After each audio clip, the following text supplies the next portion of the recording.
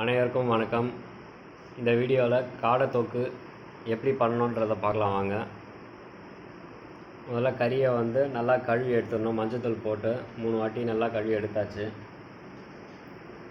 எண்ணெய் சூடான உடனே கடுகு போட்டுடணும். கடுகு பொரிஞ்ச உடனே வெங்காயம் போட்டுடலாம்.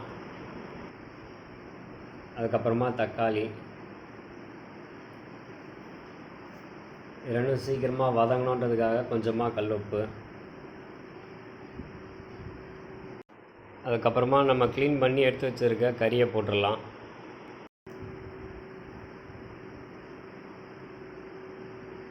எப்படி இருந்தாலும் 1/2 கிலோ இருக்கும். போட்ட உடனே நல்லா கொஞ்சம் கிளறி விட்டுடலாம். அதுக்கப்புறமா தேவையான அளவு கல்லுப்பு,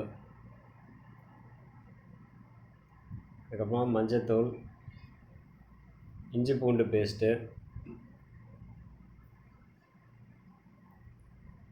வெறும் மிளகாத்தூள்,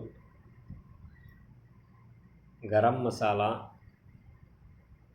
இதெல்லாம் தேவையான அளவு. அது கறியோடு நல்லா மிக்ஸ் ஆகிற அளவுக்கு நல்லா கொஞ்சம் கிளறி விட்டுறணும்.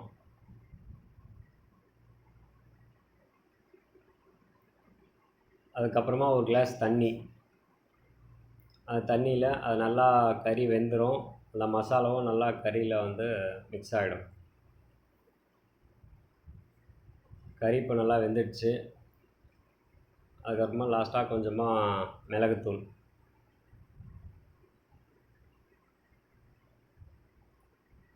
அதை போட்டு கிளறி விட்டுறணும். அதுக்கப்புறமா லாஸ்ட்டாக நம்ம எடுத்து வச்சுருக்க கொத்தமல்லியை போட்டு இறக்கிடலாம். டேஸ்ட் வேறு லெவலில் இருந்தது. சிக்கன் மாதிரி தான் இருந்தது, ஆனால் அந்த கிரேவி, அந்த மசாலா டேஸ்ட்டு செம்மையாக இருந்தது. தேங்க்ஸ் ஃபார் வாட்சிங்.